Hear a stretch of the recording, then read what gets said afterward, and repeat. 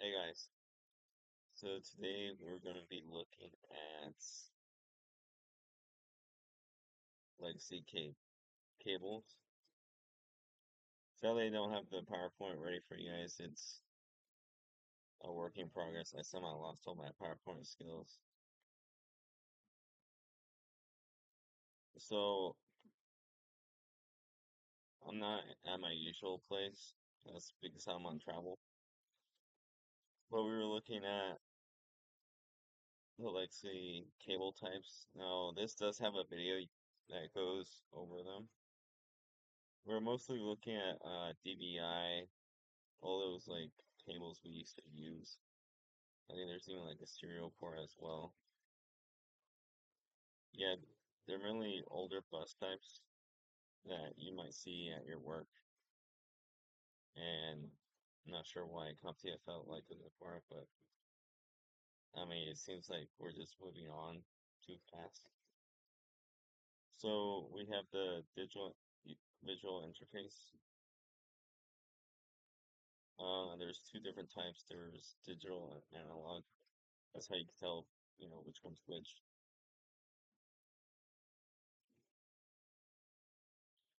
These were, yeah, designed in the 1999. They're no longer used. I mean, of course, you see on most older display devices and video cards.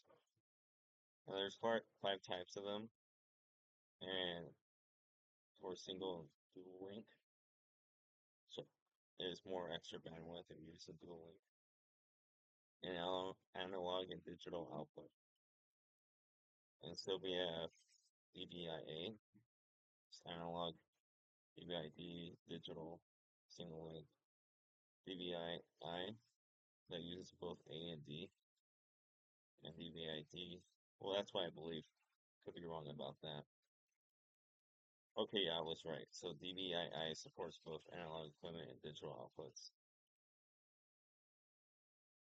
Yeah. I'm sorry if you guys hear the Mexican music. Let me see if that's an issue. Looks like I didn't see in the audio. I didn't note that. I was talking very low, so I'm gonna try talking louder. Maybe I just up this a little bit. Okay.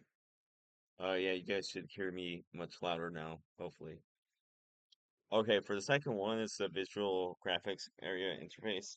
Actually, I have seen this on my computer. You have to screw it in. They usually like screw in with like a Phillips head screwdriver. So it's a 15-pin connector. It's a standard analog video interface for PC devices for a very long time. Most video cards and monitors include a VGA port,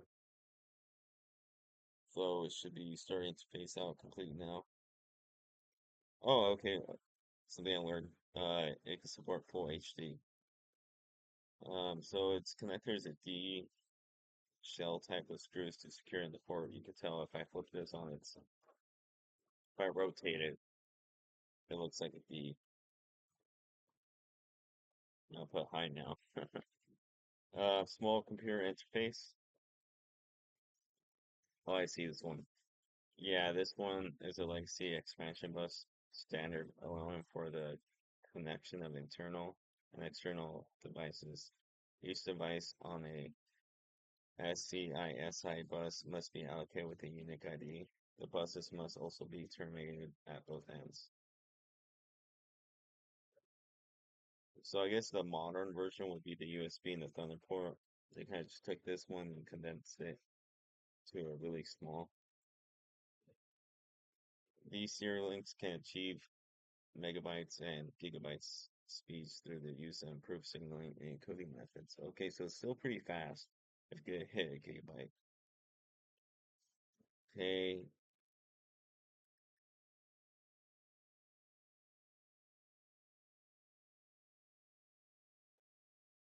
one SESA but host bus adapter can control multiple devices attached by internal ribbon cable or external SCIS cables.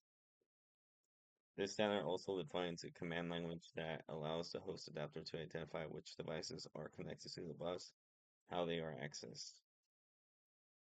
So you see it's a lot of pins. This is 68 one.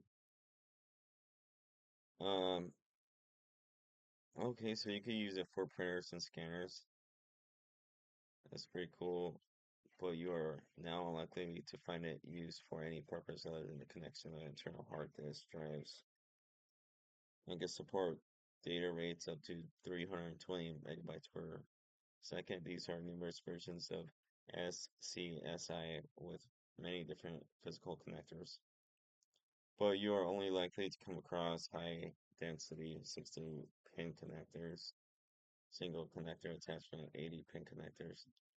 SCA incorporates a power connector, while HD68 is used with Molex power connector. So if we remember from the I think one of the first videos, Molex has its black, red, and yellow. It's only like a 4-pin connector. Some of them can only be 3, but they could be used as a power source when you're building a PC. Usually it comes with a power supply. The Depending on which one you buy, it just comes with a bunch of them. So each device on a wide SCSI bus must be configured with unique ID from 0 to 15. This might be on the exam. I do remember something about unique IDs, and it wasn't, those aren't very common uh, with IT devices. So this could be important. The host adapter is usually set to 7 or 15, and the bootable hard disk is usually equivalent to 0. And the first and last devices on the bus must be terminated. Termination may be either by enabled internally on the device by setting a switch or by physically connecting a terminating pack for a device or a host adapter. But this you should note that while parallel SCSI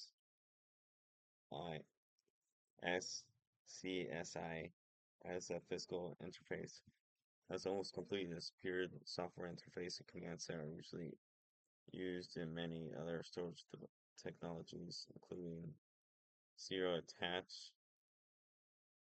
SCSI. SAS is a dominant interface for enterprise class storage devices in the PC workstation and server mode. Okay, yeah, okay, that's the one that's mostly used, or that you could kind of see.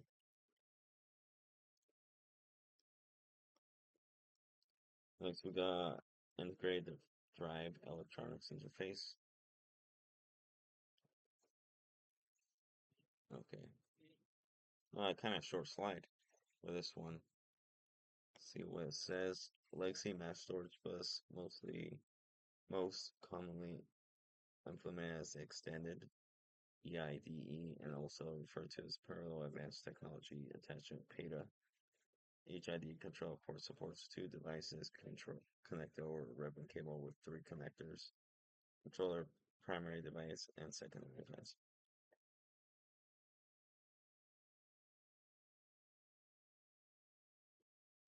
Okay, so there is a difference with the enhanced one. That uses 16-bit parallel data transfers. The motherboard supporting IDE may come with 1 or 2 host adapters called the IDE 1 channel and the IDE 2 channel. These also labeled primary pre-IDE and secondary SEC IDE. A single IDE channel is now more typical if the motherboard also supports SATA. Each IDE channel supports 2 devices, 0 and 1. An ID cable typically has 3 color coded connectors. The blue connector is for a motherboard port, the black and the gray and metal connectors attached to devices 0 1. Respectively, when inserting a connector, pin 1 on the cable must be oriented with pin 1 on the port. On the cable, pin 1 is identified as the red stripe. The connectors are also key to prevent them from being inserted the wrong way around.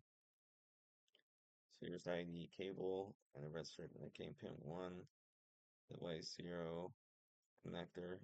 See the zoom. Okay, that makes sense now. I was like, what am I looking at? Device 1, connector grade, and motherboard, which is blue. Unfortunately, the terms master and slave were used to distinguish device 0 and device 1. The company and the computer industry generally are working to eliminate these type of discriminative terminology. You often still use it used in historical support documentation. I guess that makes sense. It's getting pretty dark now. I'm gonna turn on the light. So that's much better now. Much, it's much better now. Serial cables. Okay, I did mention this in the first slide. Looks like a 9.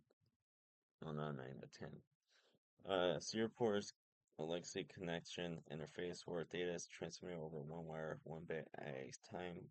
Starts out parity bits are used to format and verify data transmission. This interface is also referred as Recommended Standard 232 or RS-232, while modern interfaces like USB are also serial, and RS-232 interface uses much less sophisticated signaling methods. Consequently, an RS-232 serial port supports data rates up to about 115 kilobytes only. That's pretty low. I think I have to get my charger soon. Serial ports are generally associated with connecting external modems used to establish dial-up internet connections, though even this function has largely been superseded by USB. We may also come across serial ports on network equipment where a serial connection can be used to manage the device.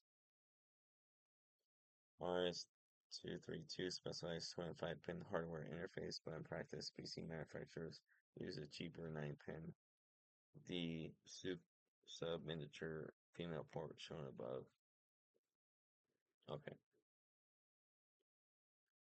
So yeah, with this, you can find them in 9 or 15 pins.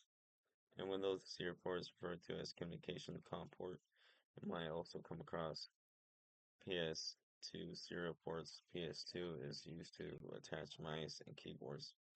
PS2 port uses a 6 mini DIN format. The green color coded port is used to attach the mouse, and the purple one is for keyboard. I think if you have gone like an old computer that had like Windows Vista, you could have seen this. I seen one of my old PCs. And I only really had one, so it might still be in there today. But it should have been um, changed to the USB Type C now. If you get like a really new one. Okay, adapter cables. I'm gonna get my charger and come back. Okay, we're back. Adapter cables. So if you refer to my previous video on adapter types, we had adapters for a network interface card, graphics card, and then an audio card. I think there might have been another one, but capture card. Yeah, that's what the other one was. Okay, given the numerous cable types and connector types, it will often be the case that a basic peripheral cable will not provide a connection between a port available on the PC. The port used on the peripheral device, an adapter cable, can also be used to overcome this issue. The adapter cable has connections for 2 different cable ties at each end. An active adapter uses circuitry to convert the signal, while passive adapter simply converts 2 connector form factors. Okay, example would be DisplayPort to HDMI. The following types of adapter cables are typical. Video adapter convert between signaling types such as HDMI to VGA, HDMI to digital port, or HDMI to DVI. User adapters to convert connector types such as USB Type-C to USB-A. There are also USB hubs that provide additional ports. USB adapters to various kinds of output, including Lightning and HDMI. Okay. Well, looks like that was it for this one. So that's it for lesson one summary, as well as all the other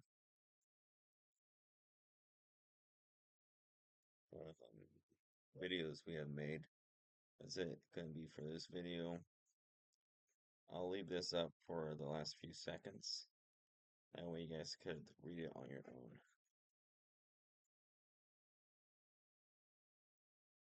Or you can pause the video. So if you guys enjoyed that content, come back. I'm gonna try to make these more listenable. That way you guys could just play it and you guys just hear me and I could maybe describe the pictures. Also, I'll be coming out with a lot of content since I am in Mexico for about a week. I'm gonna try to get lesson 2 done and I think some part of 3. You guys have a good one. So like and subscribe.